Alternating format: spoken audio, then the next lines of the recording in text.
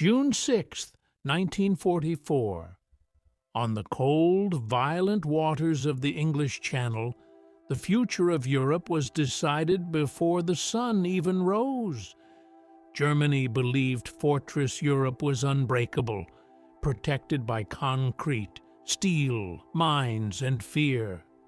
For years, they were convinced that no enemy could cross the ocean, land under fire, and survive long enough to matter.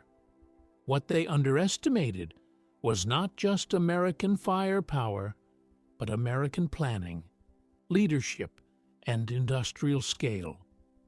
D-Day was not simply an invasion. It was the moment the United States demonstrated its ability to organize chaos, coordinate nations, and execute the largest and most complex military operation in human history, permanently destroying Germany's last realistic chance to win the war. By 1944, the war in Europe had reached a deadly stalemate. Nazi Germany still controlled vast territories in Western Europe while fighting the Soviet Union in the East. Without a second front, Hitler could shift troops, delay defeat, and prolong the war indefinitely. The Allies understood that victory required a direct strike into occupied Europe, but such an attack would demand resources and coordination beyond anything previously attempted.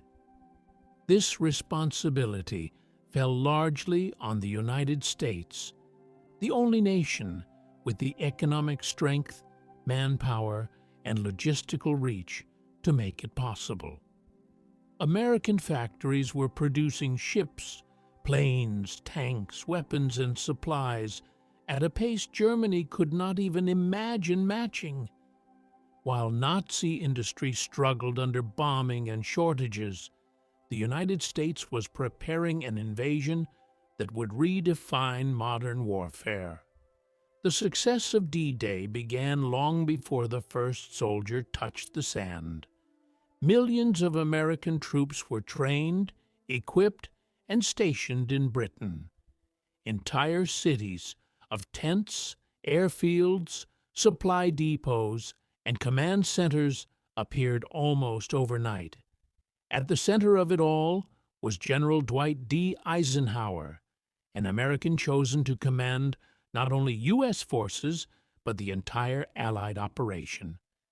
This decision alone revealed where real leadership lay.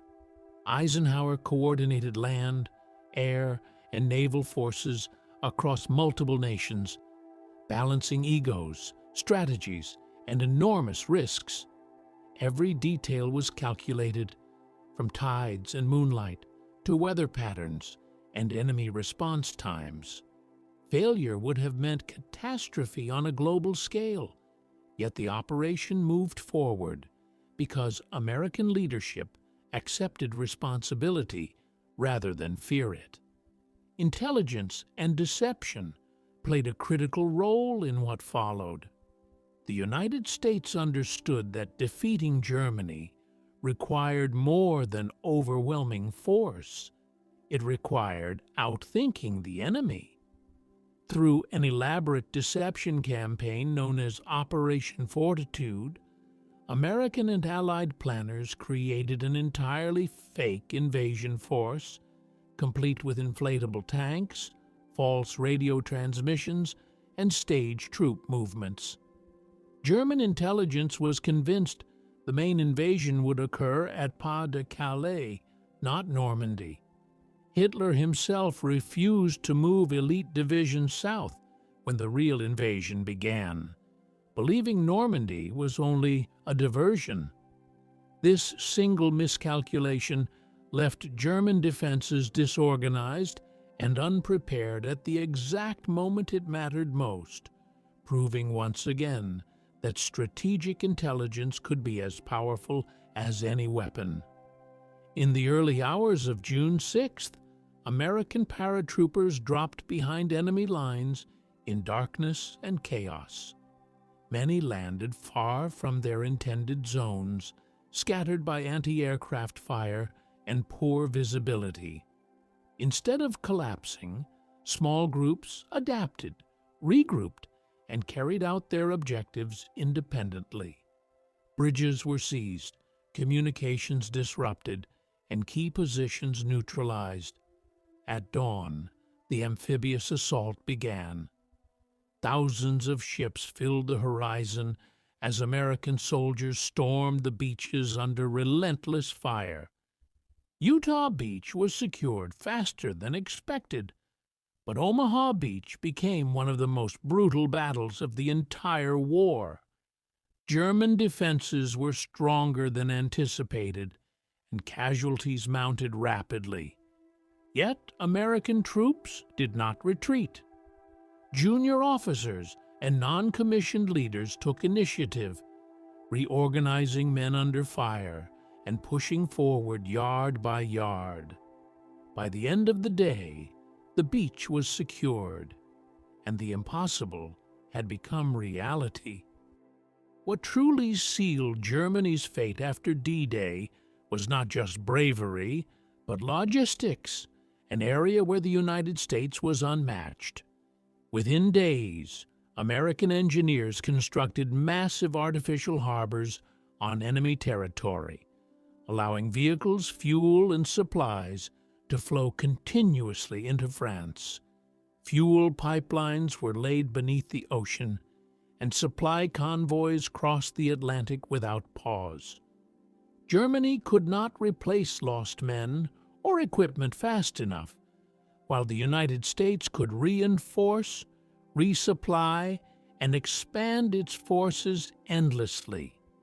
Every day after D-Day, American strength on the continent grew larger, faster, and more powerful, while German resources shrank under constant pressure. The war had become a contest Germany no longer had the capacity to sustain. D-Day did not end World War II in a single day, but it destroyed any remaining illusion of German victory. From that moment forward, Nazi forces were trapped between two unstoppable fronts, facing an enemy with superior air power, unmatched industrial output, and global reach. Less than a year later, Berlin fell, and the war in Europe was over. The beaches of Normandy became a symbol not only of sacrifice, but of what happens when planning, technology, leadership, and determination align. D-Day proved that walls, bunkers, and fear could not stop a nation willing to cross oceans to defend its interests. When the United States committed its full strength, history itself changed course, and on that morning in Normandy, the world saw the difference between a collapsing empire and a rising superpower. If you enjoyed this deep dive into history, hit like, subscribe, and turn on notifications, because this channel tells the stories that shaped the modern world. See you soon!